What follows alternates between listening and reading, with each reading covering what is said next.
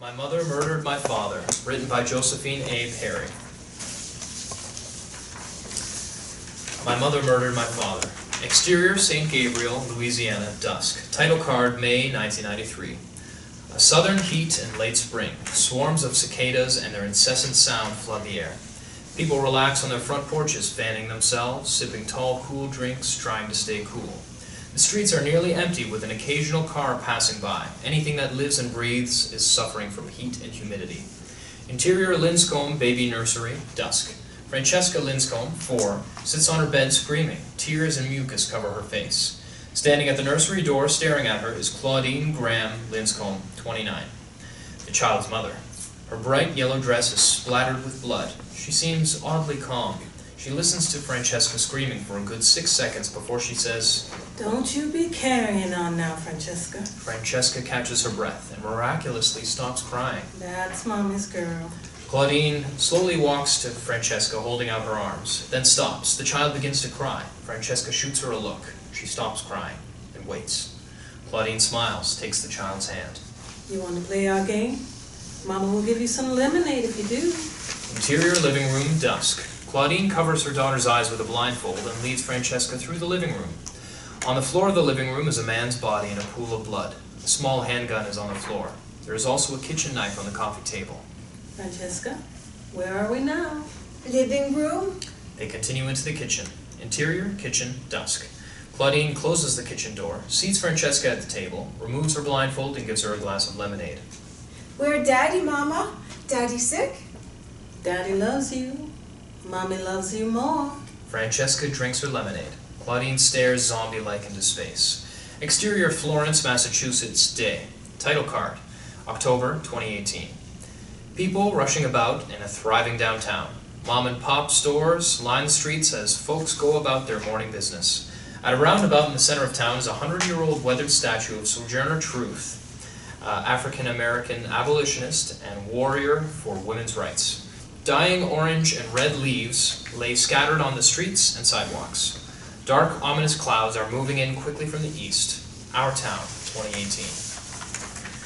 Exterior, Sojourner Truth Middle School, day.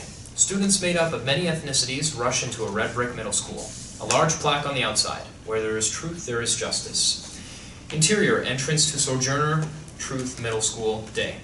A large painting of a fierce-looking Sojourner Truth hangs near the front entrance. Underneath the painting is Sojourner Truth, fighter for women's rights and the abolition of slaves. Adjacent to the front entrance is the counseling office door with Francesca Kaminsky engraved on a brass nameplate. Interior, Francesca Kaminsky's office, day.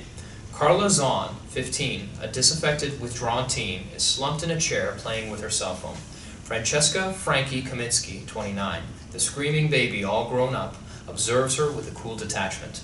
There's something surprisingly businesslike about Frankie. Even when showing empathy, she's aloof and removed. Frankie taps her pen on a pad of paper. Carla stares at the pen. Frankie stops tapping. Carla's arms and hands are covered with barely healed cuts and recent scars. Makes me feel better. What do you mean, feel better? Carla stares at her arms and hands. Help me understand, Carla. I don't feel like I want to die when I do it. Because I want to die a lot after I cut. And I don't feel bad. And this need comes up again and again, does it? So, don't you ever feel like you can't control things?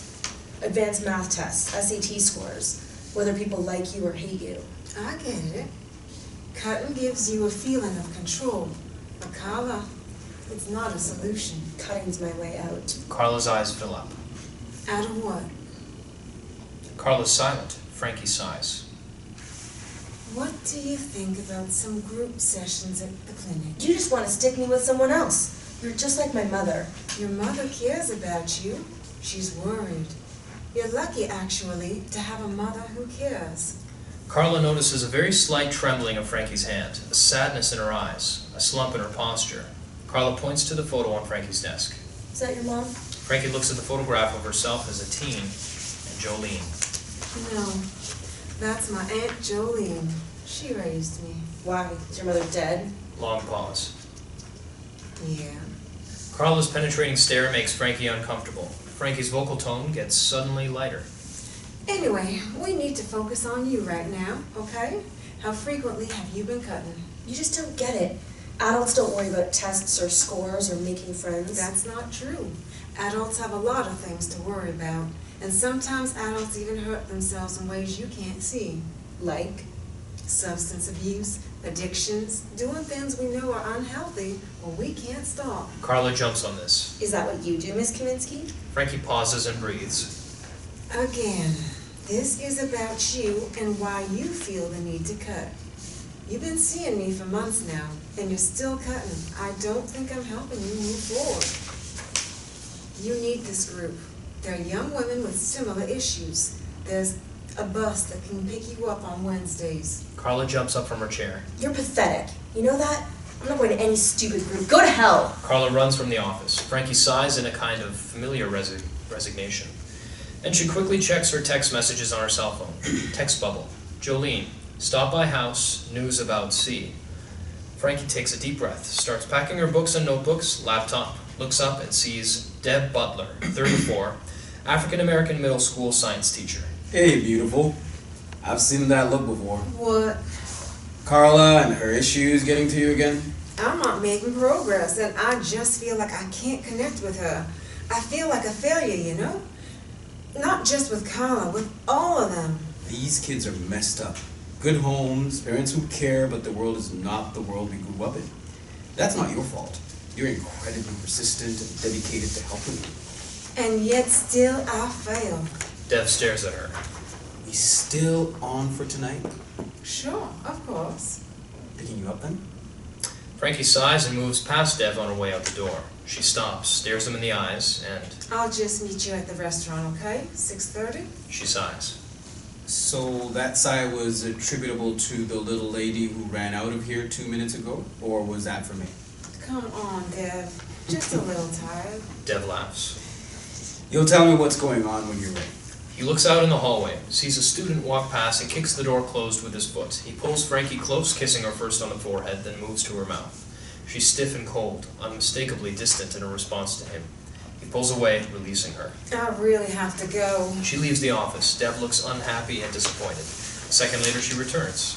I'm sorry, Dev. There's news about my mother's parole. I have to go see Jolene.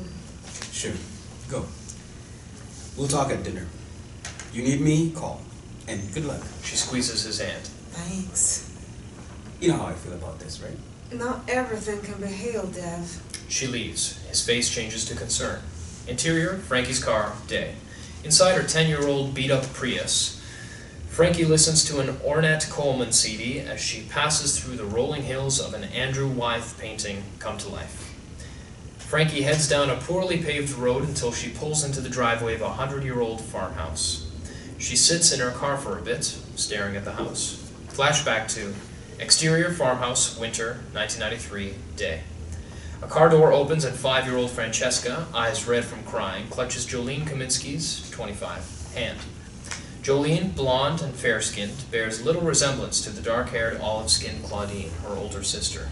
They walk cautiously over the slick pavement towards the farmhouse. Trees, walkways, rooftops covered in deep snow and ice.